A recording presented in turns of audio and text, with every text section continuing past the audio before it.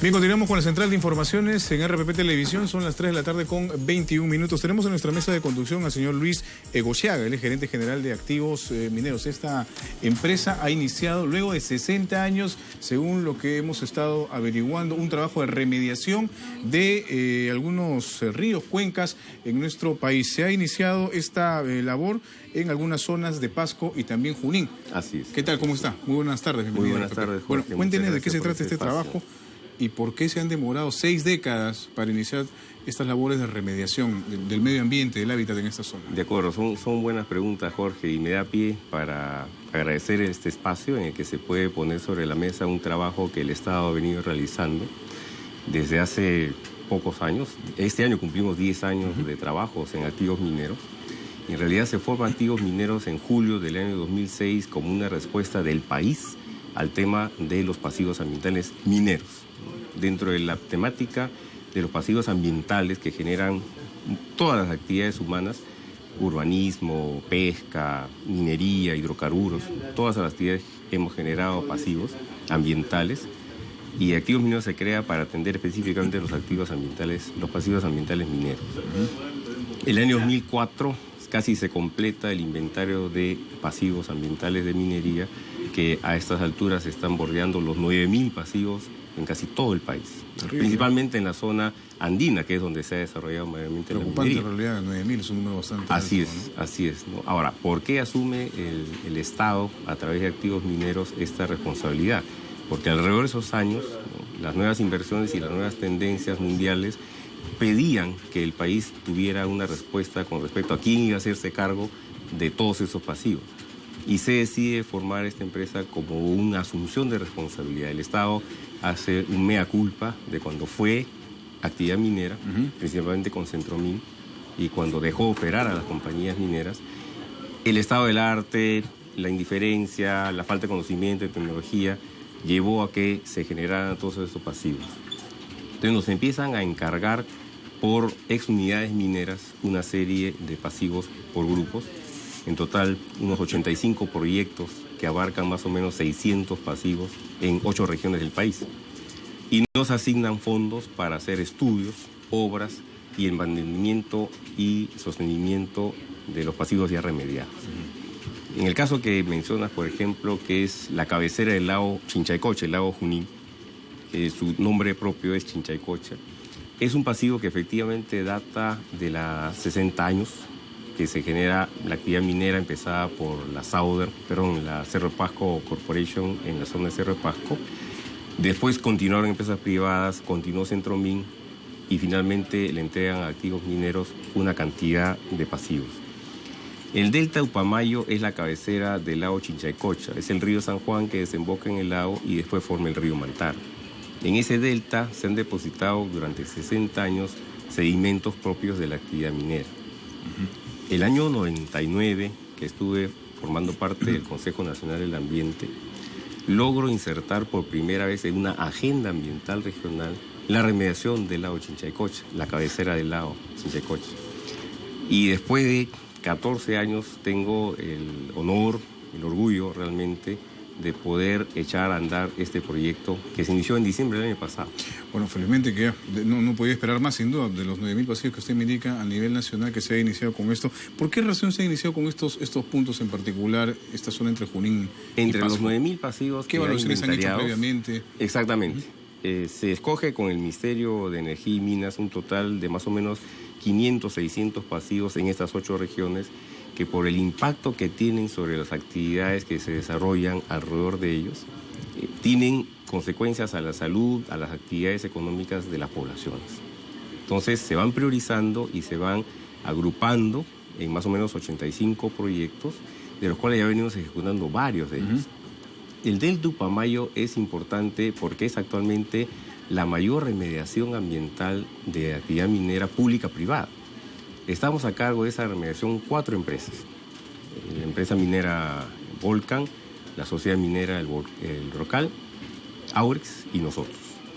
En proporciones diferentes, entre las 4 hemos asumido el costo total de los estudios, la remediación, que aproximadamente está en unos 12 millones de soles, y el mantenimiento perpetuo de esa remediación. Ahora, ¿han proyectado en el tiempo cuánto va a tomar, por lo menos, el trabajo de, no sé cómo decirlo, de control, de identificación, en fin, de esta zona? ¿Cuánto tiempo, me refiero, cuánto les va a demandar, no sé? La remediación va a demorar 2 años. 2 años. 2 años. Muy Recuperar bien. esa zona para que pueda ser utilizada por diferentes actividades. Pero me estaba hablando usted de un trabajo en el tiempo, proyectado. Sí, Ya. tenemos 85 proyectos Ya. que abarcan... En general, no en esa zona. No, Okay, no okay. en esa zona. Ya. El Delta Uruguay es uno de los 85 Ya. proyectos. 2 años solamente en ese trabajo de remediación Solamente y ahí en ese culmina, trabajo de digamos, la remediación. labor. Las obras de remediación, pero, En esa zona. pero el mantenimiento de ese proyecto va a continuar prácticamente a perpetuidad, porque esa es una zona que va a continuar interactuando por el tema de la cuenca. Eso es exactamente lo que quería. Y en realidad es algo que tenemos que tomar en cuenta, que el sector minero remedie el delta de Upamayo es una parte de la solución del problema. Claro. Porque además de la contaminación minera, tenemos también la contaminación de los desagües de las ciudades. Ninguna ciudad, desde Cerro de Pasco hasta la desembocadura del lago, cuenta, por ejemplo, con plantas de tratamiento de aguas residuales. Ese tema Por es en relleno general, sanitario, creo que en todo el país hay una maneja- serie de así es, deficiencias, en así es. realidad, el tema de Exacto. drenaje.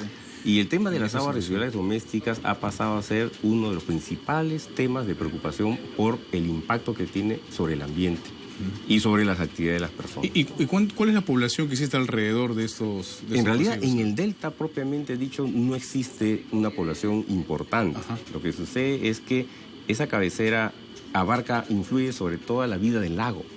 Y el lago es una reserva natural, es un cuerpo de agua, es el segundo lago más grande del país, ¿no? Y ha perdido una cantidad de fauna y flora como consecuencia no solamente de la contaminación minera, sino también de las aguas residuales que se vierten en este cuerpo de agua.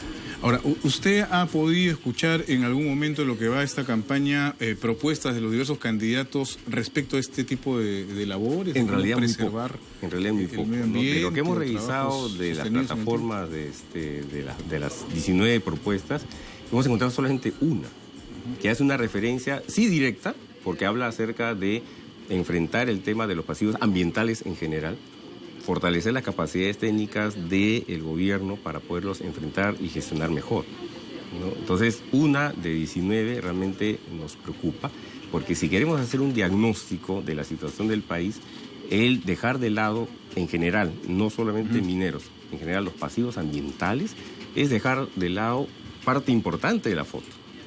Porque si no haces un buen diagnóstico acerca de lo que estás heredando como plan de gobierno, no vas a poder estructurar las medidas necesarias para corregirlo. Y esto refuerza un poco esa idea que tiene la población en algunas zonas del país donde se han producido conflictos sociales, de que el Estado en realidad le preocupa muy poco la población Sí. como tal afectada, impactada por los trabajos de la minería. Es cierto, esa percepción existe todavía en la medida que nosotros el trabajo que hemos hecho estos 9 años no lo hemos dado mucho a conocer. Y este espacio justamente se desarrolla con este propósito, de dar a conocer a la población en general que el Estado está trabajando específicamente en el tema de los pasivos ambientales mineros.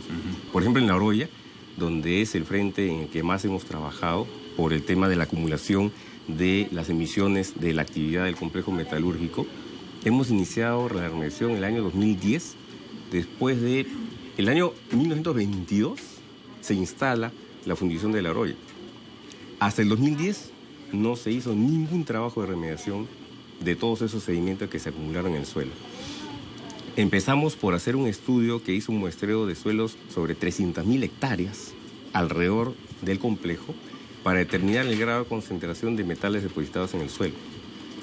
Y determinamos zonas, en colorimetría se aprecia muy bien, zonas rojas, zonas ámbar, naranja, zonas amarillas, que eran las zonas en las cuales teníamos que intervenir para poder cortar la exposición de la población a estas emisiones que constantemente en la época de estiaje, el tránsito empezaba a levantar nuevamente los polos y la población seguía expuesta a los metales pesados. Entonces, en la zona urbana, por ejemplo, llegamos a delimitar 150 manzanas en las cuales había que hacer básicamente urbanización, porque eran calles que estaban carentes de veredas, de cunetas, etcétera, etcétera, estaban en tierra y esa tierra estaba con metales pesados. Lo que hemos hecho ha sido remover hasta 20 centímetros de ese suelo que estaba contaminado y reemplazarlo con pavimento. O Hemos urbanizado 150 manzanas, principalmente el distrito de Santa Rosa Exacta. Pero en todos los puntos del Perú donde hay ese tipo de situación, de panorama, se puede hacer un trabajo, por lo menos de esa naturaleza, a corto plazo. Así es, exacto. Bueno, nosotros desde el año 2010 hasta este año vamos a terminar de hacer la remediación ambiental en la zona urbana de Logroño. Y esas 150 manzanas finalmente van a estar ya totalmente protegidas con respecto a la contaminación que existía en el suelo.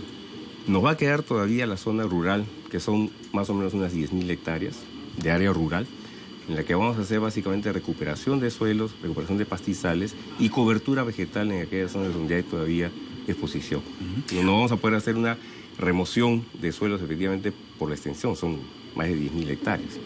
Ahora, fuera de la labor que se va a desarrollar aquí entre Pasco y Junín, ¿hay alguna otra zona del país que digamos que esté en un segundo lugar o que esté en la mira de un próximo trabajo? Hay 8 regiones en las cuales ya estamos trabajando. Ahí están trabajando. Ya estamos trabajando, ¿no? Y la primera de ellas es Cajamarca. Pero se lo decía por el tema de la urgencia, ¿no? Sí. ¿Qué zonas son las que...? Cajamarca en primer lugar. Cajamarca, la zona de Hualgayoc, donde hay pasivos de la época colonial. Nosotros llegamos a Hualgayoc, La Pastora, Cleopatra, Los Negros, la Taona, El Dorado, etcétera, etcétera.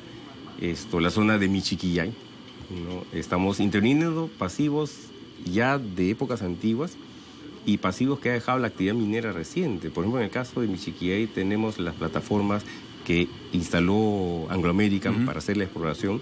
Anglo American se retiró de Michiquillay a fines del 2014, hizo la remediación de las plataformas de perforación, pero no terminó de hacer el trabajo. Entonces, para terminar de hacer ese trabajo, nos entregó a nosotros un fondo para poder terminar. Hay 25 plataformas ahí que todavía faltan acabar para considerarlas totalmente remediadas. Ahora, estamos hablando de pasivos mineros, productos solamente, como se dice, de la gran minería, de empresas grandes mineras. No. Porque también existe la minería informal, la minería... La minería informal es una actividad relativamente nueva en cuanto a envergadura. O sea, hemos tenido minería informal a lo largo de toda la historia minera del país. Pero es un país minero y la actividad minera está con la población. Pero a esta escala no la hemos tenido antes, ¿no? Yo recuerdo, Hernando de Soto, por ejemplo, estuvo, no sé si en este espacio, pero mencionó que había un estimado de algo de 350.000 mineros informales. Nosotros estamos trabajando el tema de la formalización minera en otro espacio de intervención que tenemos, que es el tema de comercialización de oro de los pequeños productores mineros y productores mineros artesanales, ¿no? De los cuales estamos trabajando de un universo de más o menos 70.000 mineros artesanales. Estamos trabajando con alrededor de 1.000 de ellos en un programa de comercialización de oro, a través de los cuales ellos venden con todos los documentos en regla su producción a 4 empresas con las cuales hemos firmado convenios de comercialización, y esas empresas exportan ese oro. Acabamos justamente de terminar una auditoría que nos ha permitido confirmar que estas empresas están operando dentro de todas las exigencias legales. Lo que sí nos falta completar, y es algo que vamos a iniciar en las próximas semanas, es una auditoría operativa. ¿Vale? Es decir, vamos a ingresar a las zonas de producción para verificar toda la cadena de valor que se da desde las zonas donde se produce el oro hacia las cadenas de comercialización y finalmente hacia los mercados de exportación. Ojalá que no se encuentren sorpresas, ¿no? Que todos estén dentro de la norma, de la ley, los estándares. Bueno, sabemos definitivamente que hay un gran volumen, un número de esos productores informales que no canalizan su producción a través de los canales formales. ¿No? Hay varias distorsiones de mercado, somos conscientes de eso. Tenemos una idea de la proporción de esta informalidad que todavía persiste, ¿no? Y no es suficiente el trabajo que hacemos nosotros, nos hace falta la colaboración de otras instituciones del Estado, como la SUNAT, el propio Ministerio de Energía y Minas o las direcciones regionales de minería, que son las directas responsables de esta escala de producción, ¿no? Las direcciones regionales de pesquería tratan con los productores artesanales, pequeña, mediana minería ya empiezan a entrar en el ámbito del ministerio con sede en Lima. Muy bien, muchísimas gracias por haber conversado con nosotros. No, le agradezco muchísimo. Esperemos pues que esta labor puede ser fructífera en el tiempo, sobre todo, y que sea un trabajo sostenido, ¿no? Que se mantenga así, con esa proyección. Así es, estamos viendo varios mecanismos a través de los cuales nosotros podamos financiar nuestro trabajo justamente con los recursos que genera la actividad minera, ¿no? Porque este es un tema que tenemos que abordar como sector. Y como sector me refiero el sector privado, operativo, actual, el sector regulador, que es el Ministerio de Energía y Minas, y nosotros como empresa estatal, ¿no? Muchísimas gracias. Okay, muy amable. gracias Gracias por estar con también. nosotros. Luis Egocheaga, gerente general de la empresa Activos Mineros. Son las 3 de la tarde con 36 minutos, amigos. Hacemos una pausa en la central de informaciones y volvemos con mucho más. Gracias.